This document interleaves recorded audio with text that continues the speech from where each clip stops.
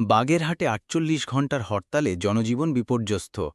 নতুন কর্মসূচি ঘোষণা। বাগেরহাটে ৪টি সংসদীয় আসন পুনর্বহালের দাবিতে ৪৮ ঘণ্টা হরতাল শেষ হয়েছে বৃহস্পতিবার সন্ধ্যায়। তবে এই কর্মসূচিতে ঘুম ভাঙেনি নির্বাচন কমিশনের।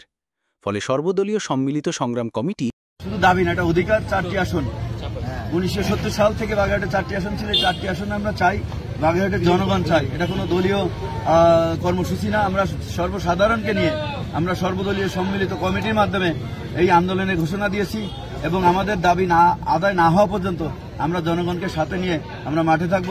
এবং সিইসি যদি মনে করেন নতুন কর্মসূচি ঘোষণা করেছে।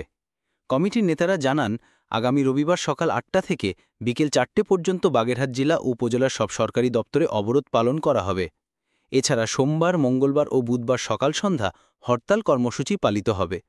হরতাল সমর্থনকারীরা অভিযোগ করে বলেন, এই জনপদের মানুষের ভাগ্য নিয়ে ছিনিমিনি খেলছে নির্বাচন কমিশন। জনগণের মতামতের কোনো মূল্য যদি তাদের কাছে না থাকে, তবে তাদেরও আমাদের কাছে কোনো মূল্য নেই। প্রয়োজনে 4টি আসন বহালের দাবির পাশাপাশি সর্বস্তরের জনগণ নির্বাচন কমিশনের পদত্যাগের দাবিতেও আন্দোলন চালিয়ে যাবে বলে তারা হুঁশিয়ারি দেন।